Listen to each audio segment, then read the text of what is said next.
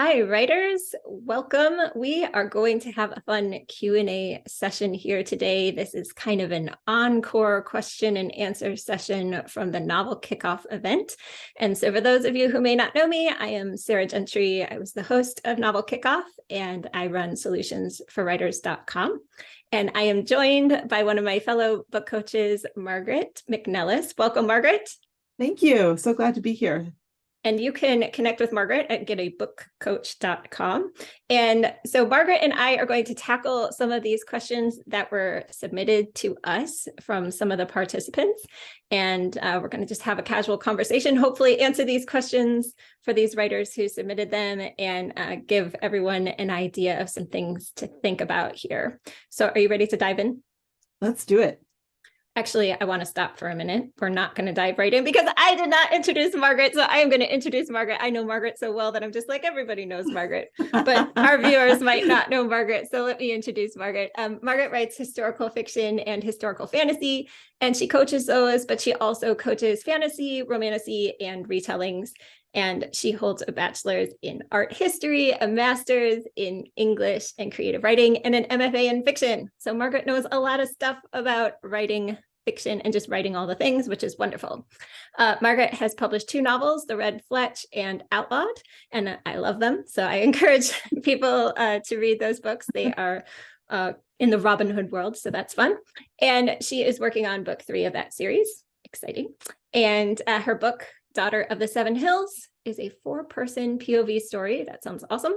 Set in the mid 100s. So that is quite a long, very historical. And that will come out next spring. Okay, yes. So now welcome, Margaret. Thank you. So glad to be here. Now we'll pop into these questions. So thank you to all the writers who submitted these questions, and let's get going.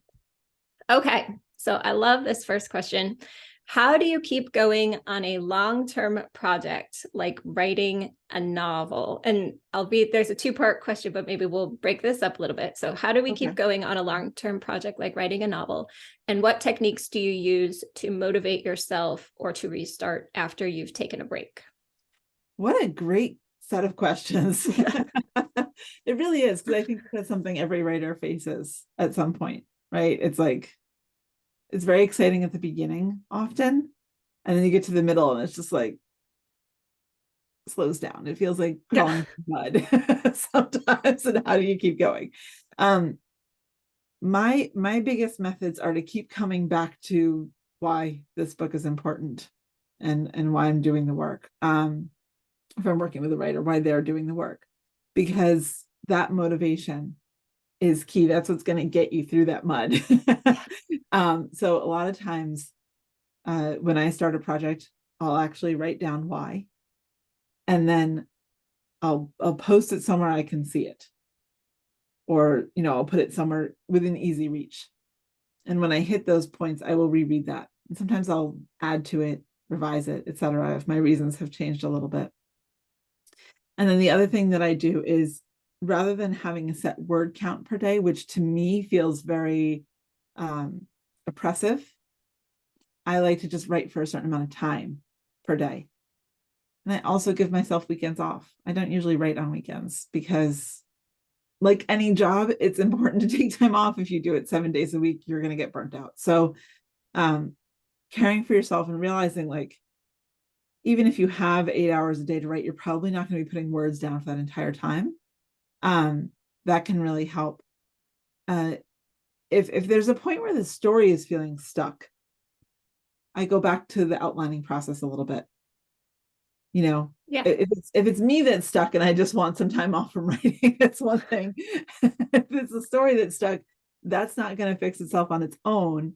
And sometimes if it's me that's stuck, sometimes it's important to just take some time off. Like, think about writing like you would any other job. You would take a vacation every now and again. No one is going to do their work 52 weeks of the year at the same job. Some people have multiple jobs and their vacations may not align, and that's one thing. But like, if writing is one job, you should take at least 2 weeks off a year. So if you've been going and going and going for months and you feel stuck, sometimes it's just a clue that your brain needs a break. And there's nothing wrong with that. And then coming back to it, I find what's helpful is getting a little bit playful with writing. This was something I used to struggle with a lot. And my first MFA faculty mentor forced me to spend a semester just writing short stories and doing exercises. She's like, I love your thesis idea, but like you just started this program, so you have time. She's like, I will allow you to research, but I don't want to see anything to do with your thesis right now. And at first I pushed back a little bit. I was like, no, it's only a 2-year program. I've got to get started. And she really insisted, and it helped. Because she taught me to have fun with it, and like, I think there's so much pressure on writers when they're working on a novel, especially in the long-term project, to have every single word they write be what's going to end up in the book. Yeah. And Sarah, you and I have talked about this. I know that like it absolutely cannot happen that way, because you're going to revise anyways. Like my first book, I think when I revised it, I cut like 13,000 words that will see the light of day. I wish I had saved them. They'd be a good marketing opportunity. But so if you cut stuff, save it, because you might want to share it as a behind the scenes marketing opportunity later, dear writers. But yeah, it's very easy to forget to be playful with something that's creative. When we attach such an important goal to it, sometimes we resist coming in and playing. So if I'm coming back to it, I might take one of my characters and throw them in another place in time and just write them there for a little bit. I might write in an epistolary style for a little bit, like I might just kind of play with them to get back into their world. So that's one of the things I'll do, or I'll try to make my world like their world. So I read a lot of historical fiction, so sometimes I'll turn out the lights, light a candle, get a quill, and start writing on like parchment type paper. I don't actually have real parchment. I wouldn't want to hurt an animal for that. I don't need to. But just to like put myself, and I'm not writing things that will end up in the book. I'm just writing, and it just puts me in the mood. So anything you can do to get closer to your story that way can help also. And the last thing that I'll suggest in this almost novel length answer to this question is to celebrate the milestones. When you're working on any big project, it can be easy to be like, oh, I'll celebrate when I'm done. No. You must celebrate sooner than that. Whatever those milestones are to you, whether it's, okay, I hit 5,000 words, I'm going to celebrate, or I've been working on this for a month, I'm going to celebrate. Go buy yourself a book. Like I bought myself a book as a present for finishing the last. I'm working with my book coach on another story, so I bought myself this book the other day as a present. So like, what better present is there to yourself if you're a writer than to like buy a book? Yeah, right? I've used it as motivation myself. Like, you may not buy any books until you have written this many words. Exactly. So like, usually I'll buy a book, or I'll take myself out to ice cream or whatever.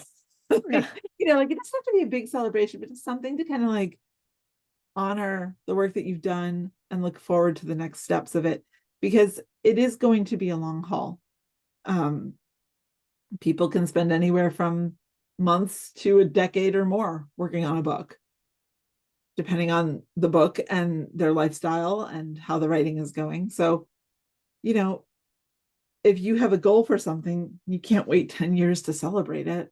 We celebrate our birthdays more frequently than that. Made it around the sun again.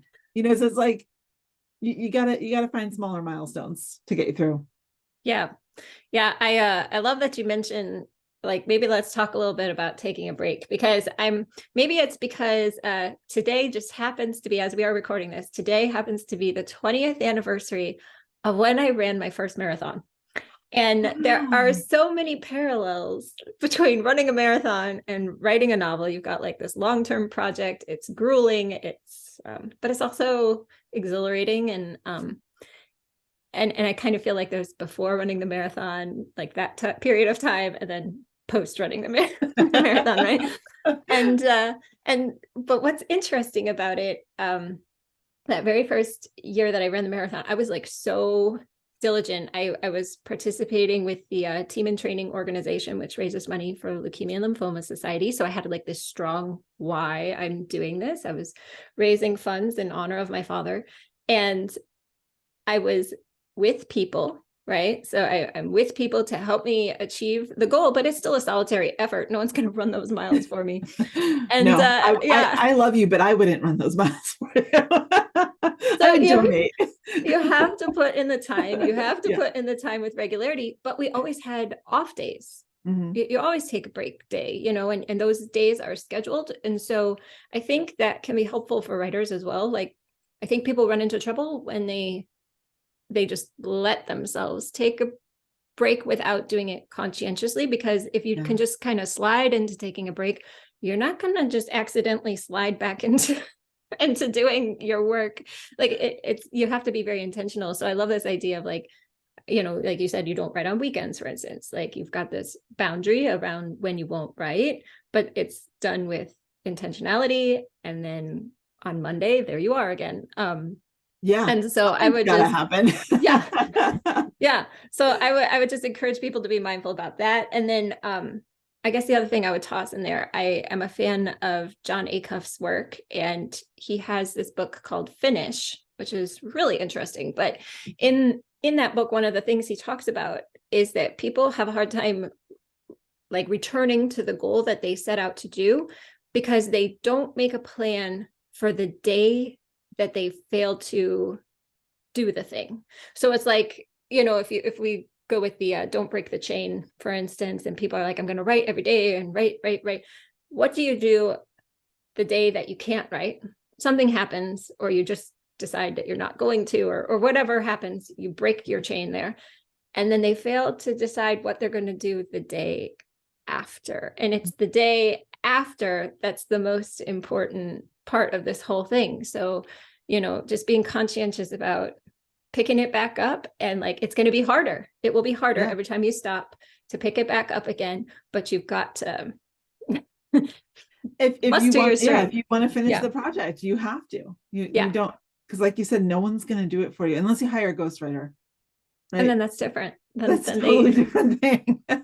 Then why are you listening to the answer to this question? If you're yeah, that's a whole different ball of wax. So so hopefully we've answered that question. We talked about ways to motivate ourselves. Restart. You just got to do it, man. You just gotta, whether, I think too, in all of these questions, for the writers here, it's helpful to know yourself. So if you are someone who needs to restart after taking a break, if it's better for you to like slowly walk into the water, you know, gotta reacclimate, then do that. Maybe your goals are smaller. Maybe your goal the first day after is to just open the document, and then it's to write 50 words or whatever. Like if that's what you need to get back going. On the other side, if you're one of those people who's like, I'll take the cold plunge, then do that. Whatever works better for you, but you have to restart. You just have to, because nobody can finish a novel in a short period of time. Like even the shortest period of time that you've ever heard is still several days. It is. I've never heard of someone doing it in a day. I've heard of someone doing like a 50,000 word novel in 3 days, but the only person I know who's ever succeeded at that didn't do anything with the project beyond that, because it was a hot mess, as one would expect if you wrote 50,000 words in 3 days. Like it's going to be terrible. And all sorts of revisions, probably rewriting. And their purpose for doing it wasn't to write the story, it was to see if they could, you know. So it's like they knew they weren't going to come back to it. Like that 3-day mark, that was finishing for them. But it is a long-term project, and the only way to, like you said, to succeed at that is to have a plan for what's going to happen on the day that you can't. And you can have all this careful planning in the world. Let's face it, at the time of this recording, COVID is still a thing. Like we're not in a pandemic anymore, but you could get COVID and not want to write that day. I wouldn't want to write if I had COVID again. So, you know, what do you do when you feel better? And make a plan for that. You know, like give yourself the grace now, and then make a plan for your return. And I think we would be remiss, given that we're book coaches, we would be remiss not to mention that if you struggle working with book coaches, critique partners, writing buddies, ways to hold yourself accountable, hopefully in a positive way. Yes. We don't want writers to get burned out because they're, trying to live up to a standard that somebody else has set for them, but find yourself somebody who can encourage you along the way. And that may or may not involve any feedback on what you've written. But find yourself some people. If you're going to be doing this for a long time, it's helpful to be able to talk with people who understand what you're feeling. Yeah, definitely. Because as much as other people in your life may support what you're doing, if they're not doing it and they've never done it, they're not going to understand where you're coming from. Yeah. And they may not understand why some days it's difficult to write, because it's a unique creative process. 100%. Okay. So let's move on to the next one, unless you have anything else. No, I'm good. Okay. All right. This one's going to be a shorter question.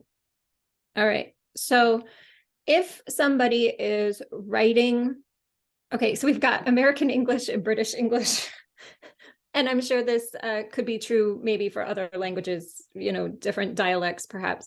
How do we feel about whether a book should be in British English or American English? So this writer has said they're currently using British English, but wanting to know if they should switch to American English when they revise. So I would ask this writer who their ideal reader is. Are they writing for a British audience, or are they writing for an American audience? And that will determine, because I mean, honestly, both audiences could understand, and nobody's going to get that upset in America if color has a U in it. It's not that big of a deal. But you want to write to your ideal reader in that sense. So I would say to spend some time profiling that person, name them, really get to know them. In the Blueprint for a Book, Jennie Nash's program that we've both been trained in, Sara, and you can find her book on Amazon. She talks about ways to profile the ideal reader. So you may want to go and look at that exercise. There are also other ideal reader exercises out there that you can try, but I would say really focus on that, because for your story, it won't make a material difference, most likely. The story is still going to be the story, right? So I would say do that. The one thing I will caution is that a lot of times I've met writers, and I've done this myself, where I'm like, I'm going to change this about my story because it needs it for some arbitrary reason. And then I discover, no, I've just been procrastinating. I just don't want to get to the next stage. So I'm going to make all these huge changes that aren't totally necessary. So I would say before you make that huge change, make sure it's totally necessary. Ask yourself, so if, say you wanted to go through traditional publishing, are you going to be seeking an agent in the UK or in the US? Are you based in the UK or the US? Where are you going to be marketing? Who are you going to be marketing to? And go from there. Yeah. And excuse me, we should also say whichever form of English you use might also depend on how global it might be. So certainly British English is used in other parts of the world. That's true. Besides UK. So if Australia or New Zealand or any of those are a part of your market, consider all of that. Or your primary market, which you've said, because people, you might publish, we can take, for example, Harry Potter, first published in Britain and then brought over to the US. And yes, they made some changes to accommodate for that market, but it will have its own version. So, but you want to go with your primary market first, I would think. Yeah, definitely. And on that note, you may decide after the book is published that you want to do a version in the opposite. So that door is not closed to you if you don't do it now. So serve your primary ideal reader now, and the rest can come later. Yeah, love that. Okay, the next question is longer. Here we go. Okay, what exercises do you recommend to help you develop your characters? Oh, I love character development exercises. I've got a ton. I'm not going to list them all. I'll pick three. The first, and this is going to sound arbitrary, but I like it. And it's one that, again, that same professor I mentioned in my MFA program gave me, and I like it a lot. You write 10 pages double spaced about your character, but you can't include any backstory. Mm. All right. That's No backstory allowed. but Margaret, I like the know. backstory. It's so mean. Try it anyway.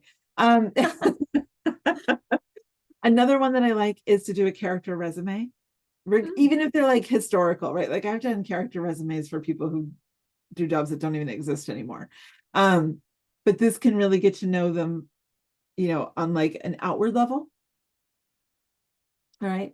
And then my other personal favorite is to use like tarot or astrology or numerology and get to know them that way. And then kind of just like free write around that. I'm a discovery writer. So a lot of times my first draft is me getting to know my characters. So it's like I'll do a little plotting in advance and obviously some research because I'm usually writing a story that takes place in the past. But my first draft is often to get to know my characters. And I will say, like, for the Red Fletch, the first draft of that, it wasn't even the first draft. God, I think it was like the 7th draft. I was somebody's practicum client for book coach certification. And the first thing she said to me was, "Did you mean for your character to be a sociopath?" And I was like, "Oh my gosh, no." So it's like I still hadn't gotten to know her yet. She's a bit of a complex character. So, she took a little bit longer. But honestly, that's one of my favorite ways. So I guess I gave 4 is writing the book. But there's so many. One thing I will say is there's so many like character surveys out there that ask only surface questions. Yes. What color is your character's hair, or what, do they have any tattoos or whatever? And those are great for like a character Bible, so you don't have inconsistencies in your story, but they're not going to help you get to know your character. Yep. What you need to get to is what your character wants, what are their strengths and weaknesses, and what's in their way. Those things are the key, because that's going to give you their transformation. What you're looking for is their arc of change. That's what's going to drive the story. Even if you're writing a very plot heavy book, character change or refusal to change is very important.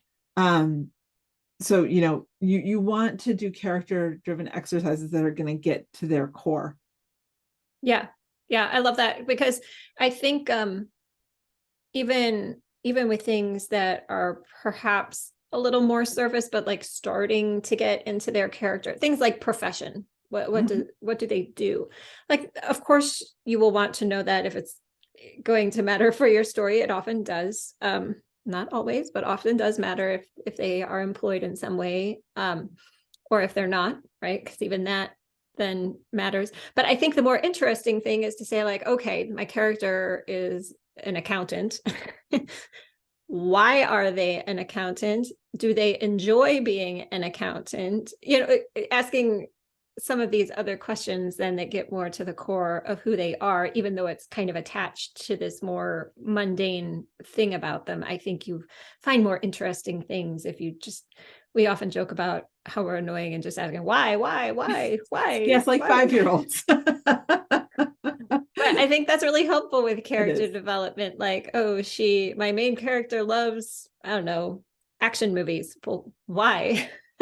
What does she love about those action movies, and why does she enjoy that? And you can often figure out a lot more. I know of some people finding it helpful to interview their characters. I think that can be more helpful when trying to tap into a voice, like especially if you're writing a first person POV, or even if you want a sense of some dialogue, like how the character is going to talk. Yeah. But this has not proven the most helpful for me personally, but I do know other people have found it to be very helpful. Yeah. Another thing I've done actually that I'll throw in there is a personality test.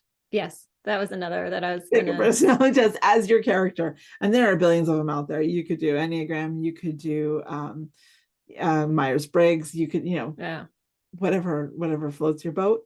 But that can also tell you a lot about who they are inside. Yeah. Yeah. I think the Enneagram can be fun because it often points at a driving motivator that's usually not like, if anybody has ever taken the Enneagram, they say, and I have, and they say, like, you know what you are by, did this make you feel icky? Yes. You're like, well, then that's what you are, because it does identify more of a flaw, whereas the other personality strengths or personality tests tend to identify maybe strengths or things like that. The Enneagram just goes right to it and says, like, oh, you're driven by fear, you're driven by greed, you're driven. And it just like, it won't mince words, but that can be helpful as a writer because we are often looking for an underlying motivation. Yeah. And so, yeah, I love it. Okay, so now I'm going to ask Margaret a POV question because Margaret, for those who had participated in Novel Kickoff, Margaret was our POV expert. And so POV, so we know like first, second, third person, but let's move beyond that here because we often talk about how changing a POV, if you've decided to change your POV in a revision or something like that, can take a really long time. We would consider that a bigger task in revision. And I think that might surprise some people because aren't I just changing pronouns from I's to he's and she's and, so why is it such a big deal when I'm changing POV in a revision? Because it's really a rewrite. It's not just changing pronouns. I'm going to use an example from Jane Austen. So let's say we're looking at Pride and Prejudice through Lizzie Bennet's eyes, right? Her younger sister Lydia is ridiculous and foolish and does all the wrong things everywhere, except for with a bonnet. She can retrim a bonnet. Right? So saving grace. Exactly. And when Lizzie walks into a room, she's probably looking at how people are interacting, right? This is what she's looking for. She's good at spotting the folly around her. And if we take the story from Lydia's point of view, which is what I'm doing in this book, and I'm not trying to advertise it, I swear, though I just started it and I'm in love with it, but whatever. If we take it from her point of view, then if we're looking at Lizzie, she's probably like too reserved, right? Mm-hmm. Like Lydia just wants to have some fun. She just like, she doesn't take life too seriously. And that could be a strength, especially in a time period when life could be very serious. Yeah. And, she kind of flouts social convention and social norms, which could make her something of a feminist, so from her point of view. And when she walks into a room, she's probably going to see more than just bonnets that need retrimming. She's going to be looking for opportunities for fun. What's fun in here? What do you got going on? Like where can I have a good time? Maybe she'll notice the card table or whatever. So it's a different lens through which the story is told. When you change point of view, you're changing the lens the story is told through. It's like if you were making a film, and I'm not a filmmaker, so please forgive me if any of this is wrong, but I believe they use more than one camera. Yes, usually. Generally, right? So let's say one camera is coming from over here and the other camera is coming from over here. If you change from one camera to the next, it changes the story, right? Or one of the ways that I've heard this presented also is the difference between comedy and tragedy in film. Like tragedy or drama is like really close up to the character, whereas comedy takes a wider view. It changes the story completely, right? Or I'm sure people have seen on Instagram, like what happens if you play like circus music to Star Wars scenes, like it changes the story. So changing the point of view is very much like that. It's going to impact the tone. It's going to impact the voice. It's going to impact what the narrator sees, what's important in the story. I would recommend anyone thinking of changing point of view, read The Things They Carried, because that is a really good study in point of view. And, it's like when you don't want any character to walk into a room and have the story have like white room syndrome where like nothing is described. And the reader's like, where even are we? But you also don't want characters who are going to describe every single thing in the room. It'll take forever. Trust me, please don't do it. It's super boring. You want characters who are going to notice things that matter to them. So when you're changing point of view, you're changing what matters to the narrator. Another good story to think about is The Great Gatsby. What if that had been told from Gatsby's point of view? There would have been far less dramatic irony. Right? We would have known way too much right from the start, whether or not Gatsby wanted to admit to himself his truth. But it would have been a very different story. So I would argue that changing point of view is a complete rewrite. Not that it can't or shouldn't be done. Sometimes it needs to be done. As someone who has done it, gone from third person to first person, it's a ton of work. Be sure you want to before you do it, because it isn't simply doing a control find for pronouns. Right. It really isn't. It's so much more than that. You're really rewriting the story. Yeah. And I think too, people can sort of test it out a bit. Like you can just take a scene. I think it's probably best if they take an important scene, not just, like a really, theoretically they should all be important, but you know what I'm saying? Like a really important scene, and test it out with a different point of view. And if it goes well, then maybe try another before you commit to starting at page 1 and just doing a full sweep. You might just sort of test it out and see how it works. And you may even find, if you end up changing the point of view, that your story is going to start and end in a different place. Oh, interesting. Yeah. So page 1 may not be page 1 anymore. Yeah. So that's a really good exercise to see if you like the point of view that you might be stepping into. And also really ask yourself, is it necessary? Or am I making a task for myself to procrastinate reaching the next goal of this project? Yeah. Yeah. And I love that you mentioned the ending and starting could be different, because I mean, certainly if you're going from either a third person or an omniscient and your protagonist dies before the end of the book or something, like if you change that to first person, like you're done. You're done. The story ends there. So definitely something to think about. And a lot of what I talked about was changing like point of view characters, but even changing the point of view, the narrative distance. Yeah. To omniscient, or from first to third person, especially if you're going to try second person. It's still a complete rewrite. Because when you're in third person close, you're just in that person's head, and you only know, your narrator only knows what they know. When you're third person omniscient, you can move around and you can create dramatic irony in different ways. And so it really is just a complete retelling of the story. Yeah. I think point of view is one of those things in the writing world where writers, we like to be clever about it. Yes. And sometimes to the extent of like not telling the story in the most straightforward way that's serviceable to the reader. Yeah. So I would advise people not to just change point of view to be cute about it. Do as I say, not as I do necessarily. I mean, we've all done it, right? Wanted to think about clever ways. What if it was from the point of view of this succulent? Yes. Yes. Yeah. I would say also ask yourself why you chose your original point of view. Put that to the test also, because if it's for a good reason, you might want to stick with it. And I think a lot of times when writers want to change the point of view of a story, sometimes there's some other problem in the story, in the manuscript, and they might not know what it is. So they're like, I'll just change the point of view, that'll fix it. And that's not always the case. You could change the point of view and the problem might still be there. So if you're in that boat, or you're not sure if you're in that boat, my recommendation would be to take time and do a blueprint. Go get Jennie Nash's book, work with a book coach, something like that. The book is available on Kindle for $2.99. And just do the blueprint steps.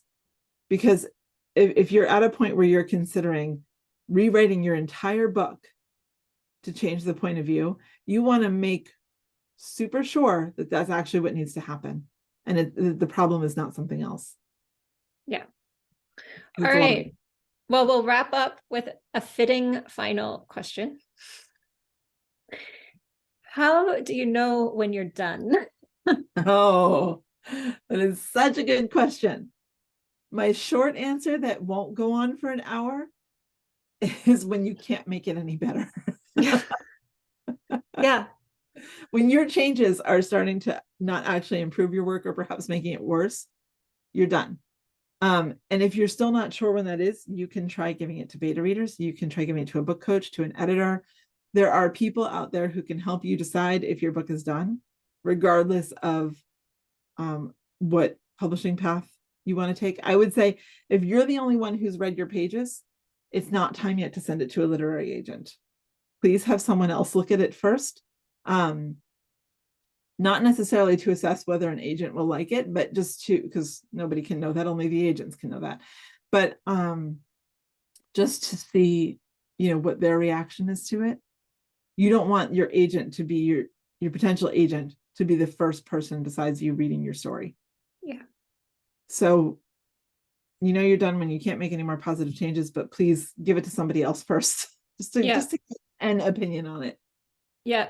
I feel like there's several levels of done, right? So you mentioned like when you can't make it, like that's your first level of done, perhaps. Yeah. And then you're going to get feedback from somebody who will hopefully either point out inconsistencies or places to grow or shrink or whatever that might be.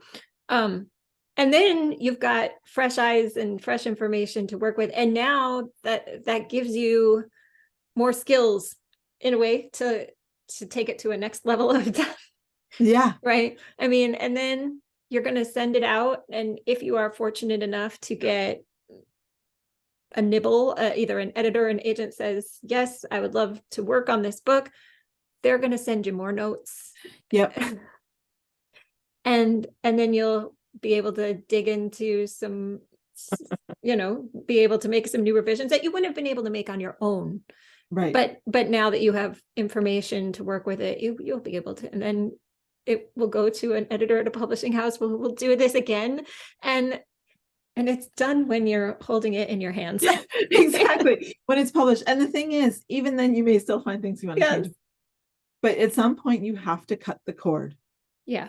Unless your goal is to just write a novel and work on it for your entire life, at some point you have to call it done. You have to say, this is as good as it's going to get. I'm no longer interested in working on this project. It's doing what it needs to do. And I'm going to put it out in the world and accept whatever comes back from it. That's the key, because once we writers put a book out into the world, it's no longer just ours. Yep. I mean, copyright wise, it's ours, but like readers become a part of the conversation.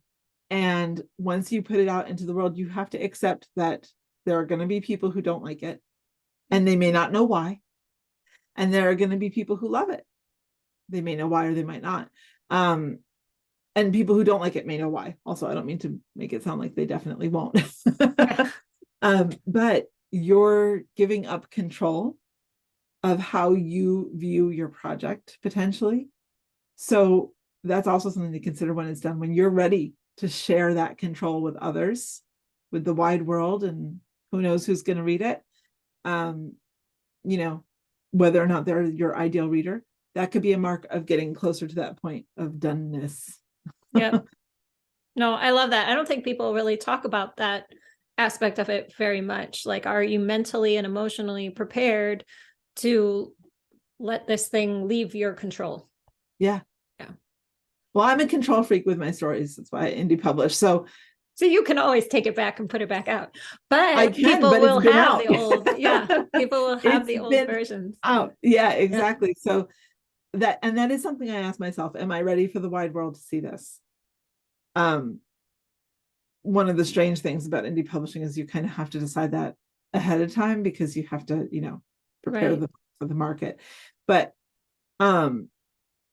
it gets easier as you go as you learn about yourself as a writer, to know like, okay, what's my revision process? How long does it usually take me? Like you start to develop kind of a map, but with your first story, it can be really hard. So, you got to ask yourself, have I done all I can with it? And am I ready for others to see it? And am I ready for others to give me feedback that might make me want to change it? And what do we do in that situation, depending on who it is?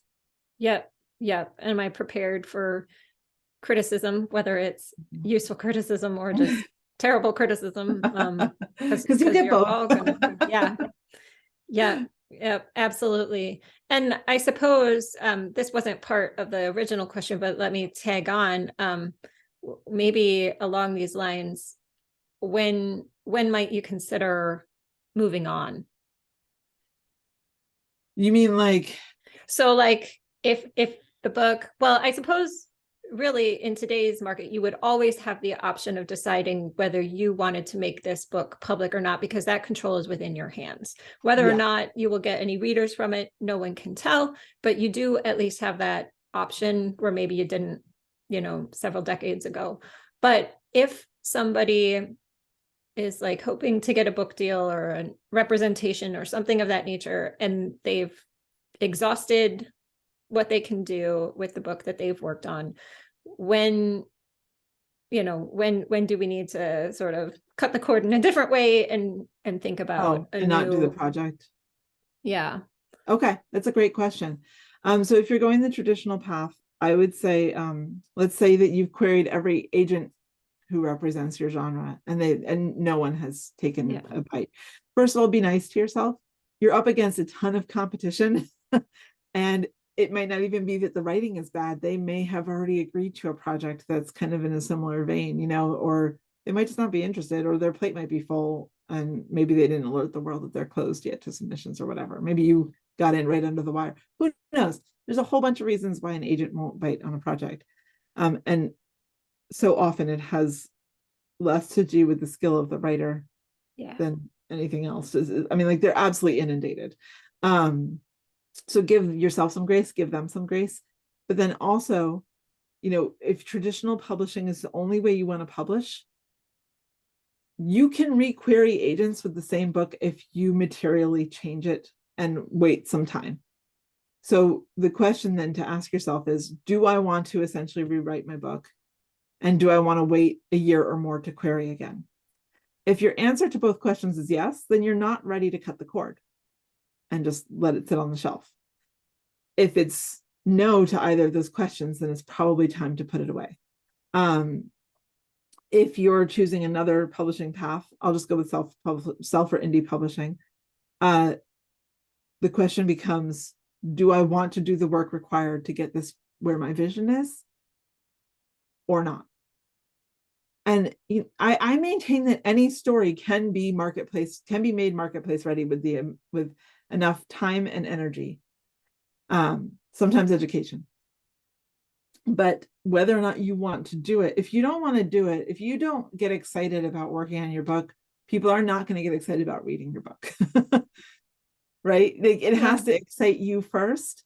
So if it's not exciting, and I'm not talking about just like an off day or an off week, I'm talking about like long-term, I really don't like this project anymore, then it might be time to put it away. I have dumped 5 books that were all fully drafted, some of them revised a little bit, and I am not interested in them. They served a purpose at the time, but I'm not interested in pursuing them. They aren't something that it's a lot of work to get a book out in the world, no matter what path you choose. And I'm not intrigued enough by them to continue forward with them. And I think that this is natural. It happens with some projects. Not all projects see the light of day, and that's okay. But you have to have that motivation. Coming back to that first question, you've got to have a why that can sustain you through the effort and the time to do the work. And if it's not there, there's no shame in that. You'll get more ideas. I've talked to writers who are worried they're only going to get one idea. You'll get more. Don't worry. But if you're not passionate about it for, like I said, for more than just like a quick spell of time, If you don't want to do the work, no one's going to want to do it for you. And it probably won't be your best work anyway if you're not at least interested in it. Yeah. And you can always come back. Yeah. Like you can Don't always delete. set it aside and start a new project and see how it's doing. And if the old project won't leave you alone, then you have your answer. Yeah, exactly. Don't delete projects. Yeah. In fact, back No. them up. Yes, More please. Please. Yes, 100%. It's so painful. I think all writers everywhere understand that scene in Yeah. Little Women where the manuscript pages end up in Oh. the fire. My heart breaks in that moment more than any other moment. I know, 100%. Yep. So I guess on that, we will wrap up here. Thank you, writers, for submitting your questions. Thank you, Margaret, for helping me tackle these questions. Thank you. It was lots of fun. And just a reminder, you can connect with Margaret and getitbookcoach.com and also on Instagram. Just search for Margaret McNellis and you will find her. And I am at solutionsforwriters.com and Write with Sara on all the places for socials. And yeah, this has been fantastic. Thank you. It has. Thank you so much. It's always fun to talk with you about writing. I know it's always fantastic. Not because of me, but because of you. Well, I feel the same way about you. So. So thank you, writers. And I can't say we'll see you all in another session because there is no more sessions here for Novel Kickoff, but we will certainly see you again. Bye. Bye.